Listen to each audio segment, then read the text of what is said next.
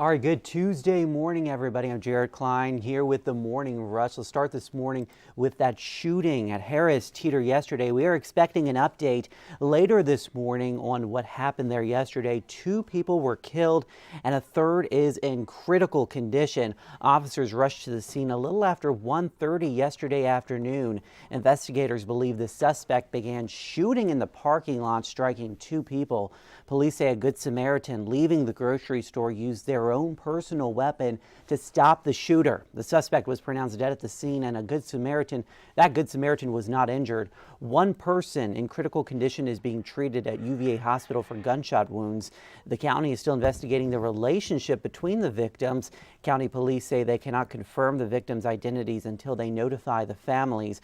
Police have confirmed there were at least 2 weapons on the scene, one being a rifle. Hundreds gathered outside the Albemarle County office building yesterday afternoon as part of a nationwide protest against President Trump's policies. Demonstrators called out federal workforce cuts as well as Elon Musk's role in the administration. The White House argues it's just trying to cut wasteful spending. The protest was organized by Indivisible Charlottesville. That's a local chapter of a national movement. And more families in the Charlottesville area are exploring private education options. The Field School of Charlottesville reports a 30% spike in inquiries and campus visits this year. At St. Anne's Belfield, applications are up as much as 50% at key entry points. The Renaissance School says it's seeing interest from families years before high school. Declining public school test scores may be one factor. State data show reading proficiency dropped for both 4th and 8th grades between 2022 and 2024. But administrators say it's the promise of more individual attention that's also drawing many families to private schools. And speaking of school, kids may not have to go to class tomorrow. Yeah, probably a couple of snow days out there. We are anticipating our next winter storm. Looks like this one is going to be all snow. We won't have to worry about any sleet or freezing rain.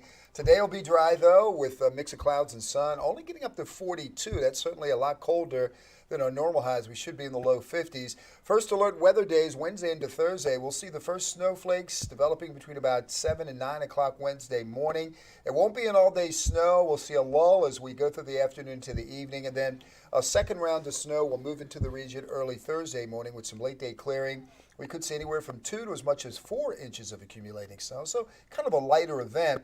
You get into southeastern Virginia, places like Hampton Roads, they could see 8 to 12 inches of snow there, so heavier amounts south and east. We dry out 43 on Friday, 47 Saturday, and then we warm back up into the 50s Sunday into Monday. But again, been a pretty busy winter with these manageable snow events across our area. This is the winter that snow lovers have been waiting for years now. Yes. But you know, the system's interesting. We typically don't see more snow to the southeast of us than we see here. We just have to keep an eye on this one. If it tracks 60 to 75 miles more north, that could change some of those snowfall amounts. Right now, it looks like that's a pretty good bet that the heavier amounts will be south and east. Yeah, so stay tuned. Yes. Because you'll be tracking the storm as it approaches and when it's actually here. Absolutely. All right, thank you, David. Let's take a look at our traffic on this Tuesday morning. This is US 29 at Hydraulic Road. So far, things are moving smoothly.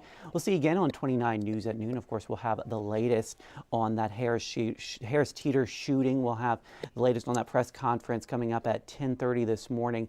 And then Josh will be tracking the winter storm on the way. He will have the latest updates then. We'll see you then.